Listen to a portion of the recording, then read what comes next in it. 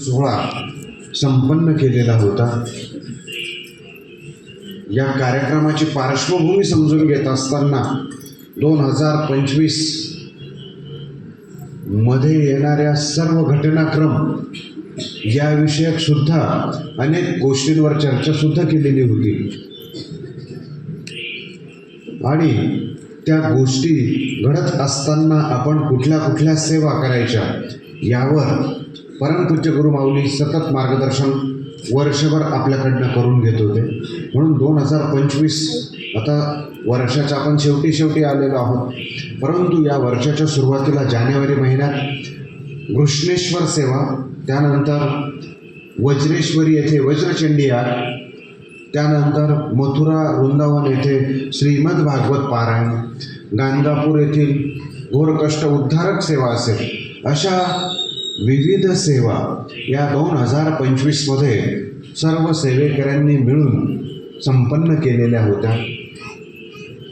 ह्या सेवा करण्यापूर्वी 2025 या वर्षामध्ये येणारी वेगवेगळी संकट मालिका केवळ राष्ट्रच नव्हे, संपूर्ण मानव जातीवर विविध प्रकारची संकट येऊन ठेवलेली होती आणि आपण काही प्रमाणात ती पाहिली सुद्धा.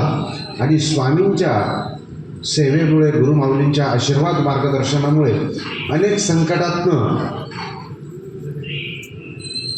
आपला देश आणि सेवेकरी त्यातनं बाहेर पडले. संकट काय होती तर प्रामुख्यानं आपल्याला सांगितलं गेलं होतं की 2025 म्हणजे या वर्षाची टोटल केल्यानंतर सुद्धा त्याचा अंक 9 येतो. तो मंगळाचं वर्ष म्हटलं गेलं आणि मंगळ हा युद्ध, नैसर्गिक आपत्ती कारक म्हटलं जात असतो. आणि नैसर्गिक आपत्तीसुद्धा आपण पाहिली, युद्ध परिस्थितीसुद्धा पाहिली. एवढंच काय, आपल्याला गुरुमाऊलींनी श्री ज्ञानदान 1 ते 4 ही ग्रंथ आपल्याकडे आहेत. त्यात ज्ञानदान 3 या ग्रंथामध्ये जागतिक भविष्यवाणी सांगण्यात आलेली आहे. 1999 साली ती प्रसिद्ध झाली आणि त्यातला जो क्रम सुरू आहे तो क्रम म्हणजे 2022पासनं 25 आणि 25पासनं 30पर्यंत हा कालावधी तिसऱ्या महायुद्धाचा सांगितला गेलेला आहे. तिसऱ्या महायुद्धाची पडघम आपण वाचताना पाहिलेच. 22मध्येच रशिया युक्रेन युद्ध, आपण त्या युद्धानं त्याची सुरुवात झाली. ज्ञानदानात दिले आहे की इस्राईलसुद्धा महत्त्वाचा केंद्रबिंदू तिसऱ्या महायुद्धाचा ठरू शकणार आहे. इस्राईल पॅलेस्टाईन, इस्राईल इराण अशा युद्धांना सुरुवात झाली. त्यानंतर यावर्षी आपण भारत पाकिस्तान युद्धसुद्धा अनुभवलं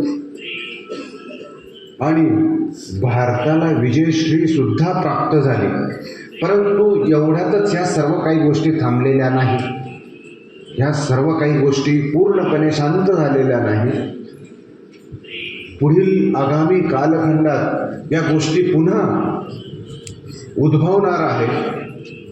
किंबहुना अनेक राष्ट्र जे युद्धात सहभागी झालेले होते, ती सर्व राष्ट्र आता पुन्हा युद्धाच्या तयारी करत आहेत.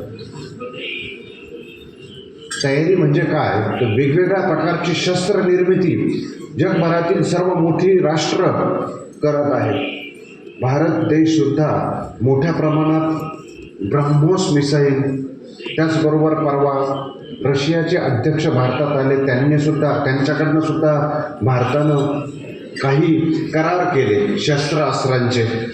S-400 जवळपास 4 ते 5 पुन्हा भारत देशानं मागवले आणि इतर राष्ट्र, इस्राईल असेल किंवा अन्य, चीन, अमेरिकेसह, रशियासह हे सगळेच राष्ट्र मोठ्या प्रमाणात शस्त्रास्त्र निर्मितीत गुंतलेले आहेत आणि फार मोठं शस्त्र निर्मिती आणि मिसाईल निर्मिती मोठ्या प्रमाणात राष्ट्रांमध्ये सुरू आहे आणि भविष्यात त्याचा फार मोठा धोका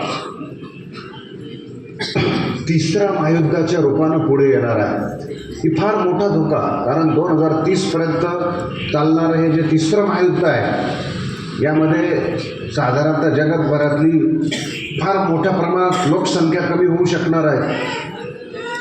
हे आपण ज्ञानदानातही वाचतो, अन्य भविष्य पुराण आहेत या ग्रंथांमध्ये सुद्धा या गोष्टींचे संदर्भ आलेले आहेत. हा आगामी कालखंड हा फार वेगवेगळ्या धोक्यांचा असणार आहे. हा झाला युद्ध परिस्थितीचा, परंतु त्यासोबतच आपण यावर्षी निसर्गाचा असमतोल